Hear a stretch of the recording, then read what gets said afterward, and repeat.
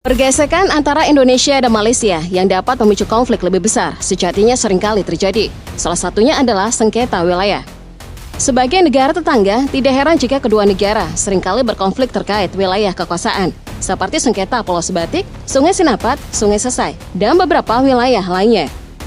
Belum lagi dengan berbagai kebudayaan tanah air yang sering diklaim sepihak oleh negeri jiran tersebut.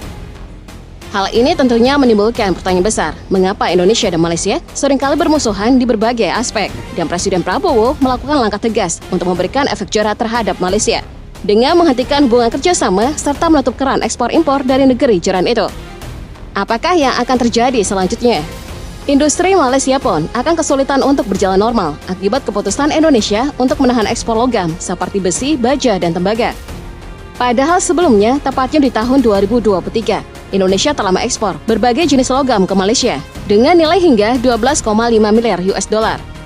Namun karena konflik yang terjadi, Indonesia tentu menutup keran ekspor logamnya untuk memberikan pukulan telak kepada Malaysia. Hal ini tentu akan berdampak buruk terhadap beberapa sektor industri di negara Malaysia.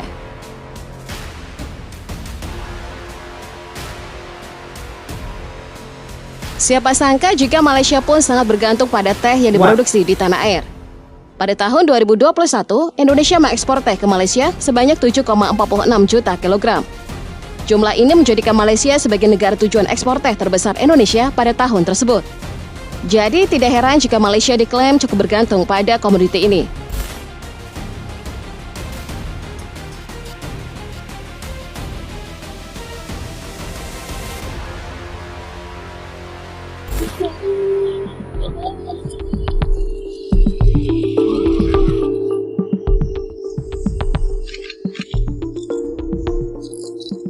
Pergesekan antara Indonesia dan Malaysia yang dapat memicu konflik lebih besar sejatinya seringkali terjadi. Salah satunya adalah sengketa wilayah.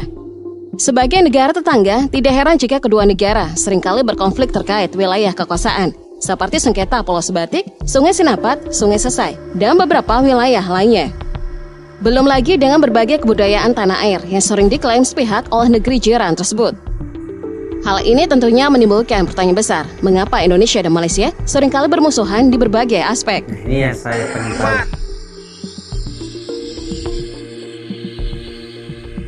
Hal ini tentunya menimbulkan pertanyaan besar, mengapa Indonesia dan Malaysia seringkali bermusuhan di berbagai aspek. Mungkin konflik antara Malaysia dan Indonesia yang terjadi pada tahun 1963 hingga 1966 menjadi alasan mengapa kedua negara seringkali bergesekan.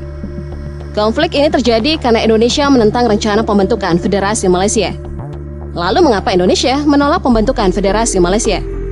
Karena Indonesia menganggap bahwa negara ini didirikan untuk melindungi kepentingan Inggris di Asia Tenggara. Sehingga beberapa konfrontasi militer Indonesia dan Malaysia tidak dapat terhindarkan.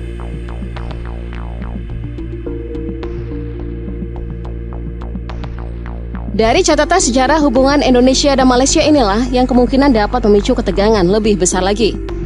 Bahkan lebih buruknya, konfrontasi militer langsung antara kedua negara bisa saja terjadi. Namun seiring berjalannya waktu, hukum internasional mengatur ketat peperangan yang akan terjadi. Sehingga beberapa negara yang memiliki perselisihan meninggalkan konfrontasi militer menuju perang dagang atau ekonomi. Dan hal itu bisa saja terjadi terhadap Indonesia dan Malaysia di kemudian hari.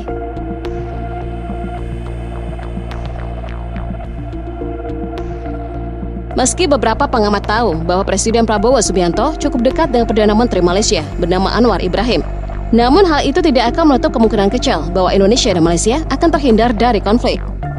Pasalnya, Indonesia pun tahu bahwa Malaysia adalah salah satu negara persemakmuran Inggris yang merupakan sekutu dekat Amerika Serikat. Ini membuktikan bahwa Indonesia tidak akan lengah dengan gerak-gerik Malaysia.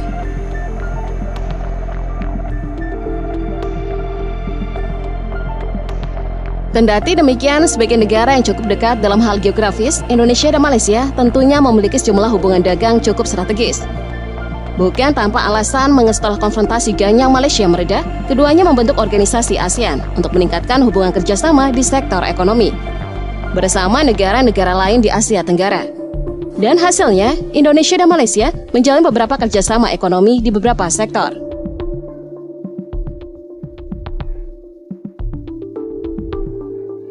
Di tahun 2012, kedua negara secara aktif mengejar kerjasama ekonomi subregional untuk mengembangkan zona ekonomi lintas batas dan kawasan perdagangan bebas yang dapat menghasilkan ekonomi regional, seperti Sijori alias Singapura Johor Riau di barat dan Brunei Darussalam, Indonesia, Malaysia, Philippines as ASEAN Growth Area atau disingkat BIM-IGA di wilayah timur.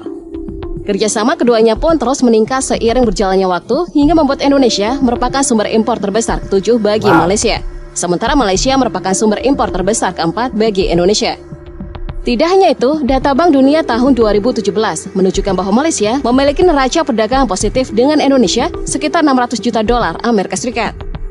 Bahkan menurut data Comtrade PBB, impor Malaysia dari Indonesia mencapai 13,22 miliar US dollar selama tahun 2023.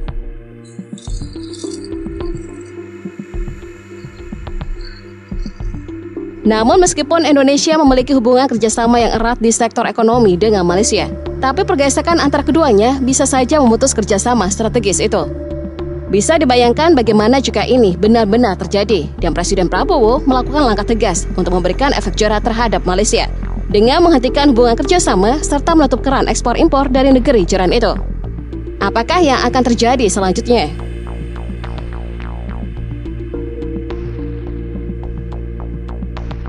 Seperti yang kita ketahui bahwa Indonesia menjadi pilar penting bagi Malaysia terkait kebutuhannya terhadap batu bara. Bisa dibayangkan data terupdate di tahun 2023 menunjukkan bahwa Indonesia telah mengekspor batu bara sebanyak 31.954 miliar ton dengan nilai sebesar 4,09 miliar ringgit Malaysia atau sekitar 3,09 miliar US dollar. Nah, dengan terapkannya perang dagang oleh Presiden Prabowo, Indonesia akan menghentikan pasokan batu bara yang dibutuhkan Malaysia untuk menjalankan pembangkit listriknya. Alhasil, Malaysia akan mengalami krisis energi.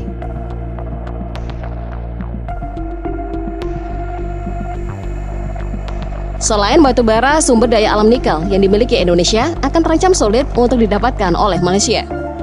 Di tahun 2023, Indonesia mengekspor nikel ke Malaysia sebanyak 92.661 kg dengan nilai sebesar 188,74 miliar rupiah.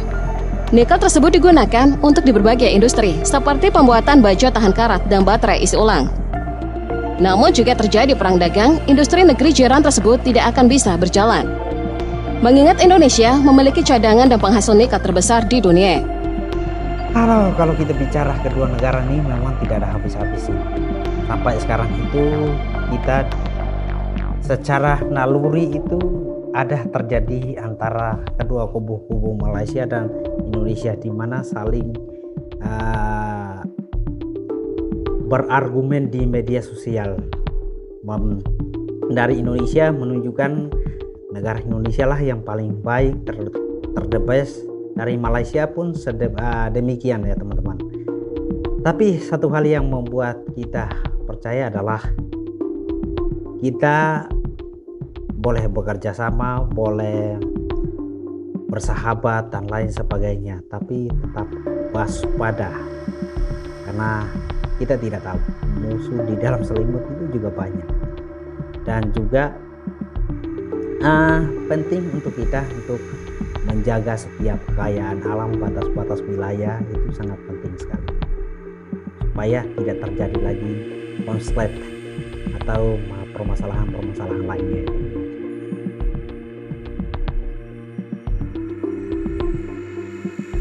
Industri Malaysia pun akan kesulitan untuk berjalan normal akibat keputusan Indonesia untuk menahan ekspor logam seperti besi, baja, dan tembaga. Padahal sebelumnya, tepatnya di tahun 2023, Indonesia telah mengekspor berbagai jenis logam ke Malaysia dengan nilai hingga 12,5 miliar US dollar.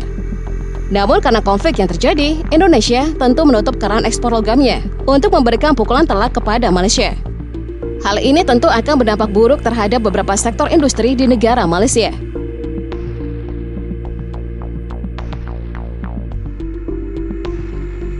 Siapa sangka jika Malaysia pun sangat bergantung pada teh yang diproduksi di tanah air. Pada tahun 2021, Indonesia mengekspor teh ke Malaysia sebanyak 7,46 juta kilogram. Jumlah ini menjadikan Malaysia sebagai negara tujuan ekspor teh terbesar Indonesia pada tahun tersebut. Jadi tidak heran jika Malaysia diklaim cukup bergantung pada komoditi ini. Namun sangat disayangkan jika perang dagang antara Malaysia dan Indonesia terjadi, Malaysia akan sulit menikmati teh berkualitas dari Indonesia ke depannya.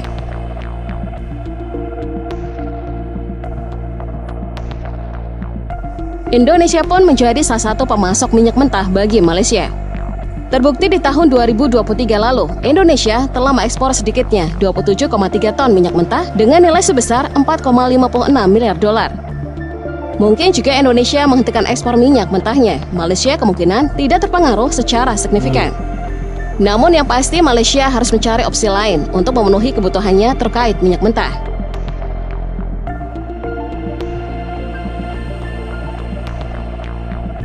Berbagai industri yang membutuhkan bahan kimia di Malaysia pun akan terpengaruh akibat perang dagang. Bagaimana tidak, Indonesia pun menjadi pemasok beberapa bahan kimia, seperti bahan untuk industri keramik. Sehingga Malaysia pun harus mencari pemasok bahan kimia di negara lain, meskipun harganya jauh lebih mahal dibandingkan dengan Indonesia.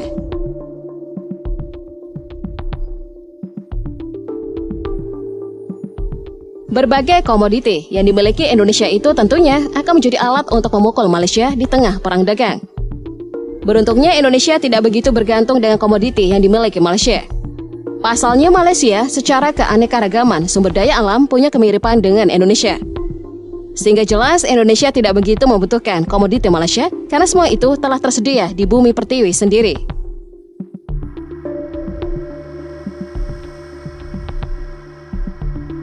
Satu-satunya ketergantungan Indonesia terhadap Malaysia adalah energi listrik di Kalimantan Barat. Betul. Wilayah tersebut nyatanya ditopang oleh pasokan listrik dari Malaysia dengan kebutuhan listrik sebesar 714,78 MW.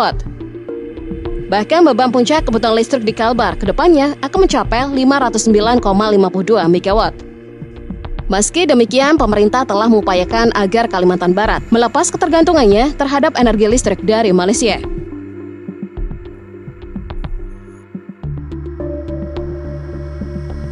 Kendati demikian, meskipun Indonesia tidak begitu bergantung pada barang-barang Malaysia, namun ada beberapa komoditi yang masih tetap diimpor dari negeri jiran tersebut. Salah satunya adalah minyak yang sudah diolah menjadi bahan bakar minyak oleh Malaysia.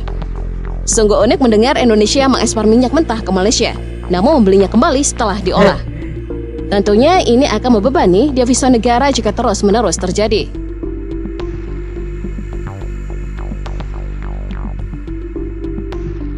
Bisa dibayangkan setelah mengekspor minyak mentah sebanyak 27,3 ton ke Malaysia, Indonesia kembali mengimpor minyak olahan sebanyak 6.706 juta ton dengan nilai impor sebesar 6.213 miliar US dollar. Ini membuat Malaysia menjadi negara dengan pengekspor minyak olahan terbesar kedua di Indonesia setelah Singapura. Tapi jika terus begini, Indonesia tidak hanya kehilangan banyak devisa, tapi juga memiliki ketergantungan terhadap minyak olahan Malaysia.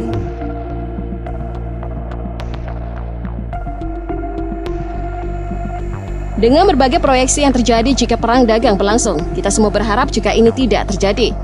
Mengingat Indonesia dan Malaysia telah menjalin kerjasama dagang cukup lama. Bahkan Malaysia termasuk mitra strategis Indonesia dalam hal peningkatan ekonomi di kawasan.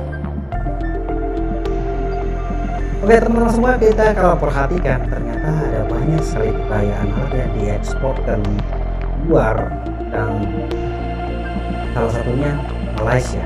Tentu saja ini adalah kerjasama perdagangan. Tapi catatan di sini adalah kita sebagai warga negara Indonesia harus mendukung apa yang dilakukan oleh pemerintah. Nah, kita lihat bahwa akhir-akhir ini ada manuver yang dilakukan oleh Pak Prabowo, yaitu mau melakukan perang harga juga, perang tarif ya teman-teman. Dan itu akan membuat mata dunia itu tersorot. Nah, kita lihat bahwa ternyata kekayaan alam itu banyak sekali yang diekspor ke Malaysia, dan kita juga lihat bahwa ada ketergantungan Indonesia juga terhadap Malaysia, dan sebenarnya kedua-duanya itu saling tergantung dari mana cara kita melihatnya ya teman-teman semua. Tapi di sini yang harus kita garis bawahi adalah Indonesia ternyata memiliki peran yang sangat penting sekali untuk kawasan Asia Tenggara, dan kekayaan alam yang dimiliki Indonesia itu harus diperhatikan. Nah, salah satu hal yang harus kita catat di sini adalah kita jangan terlalu ini ya teman-teman, kayak berbangga diri bahwa wah kita punya kekayaan alam, tapi lupa untuk mengelolanya di dalam negeri. Nah, saya senang dengan langkah pemerintah sekarang ini adalah untuk memproduksi semua atau mengelola kekayaan alam ini di dalam negeri dulu, baru diekspor. Karena keuntungannya untuk kepentingan bangsa dan negara kita itu jauh lebih baik daripada kita ekspor yang mentahnya kemudian kita beli yang jadinya. Itu sangat-sangat sesuatu yang menjadi hal yang harus kita pertimbangkan ya. Jadi teman-teman semua di sini tetap dukung bangsa dan negara kita. Peace.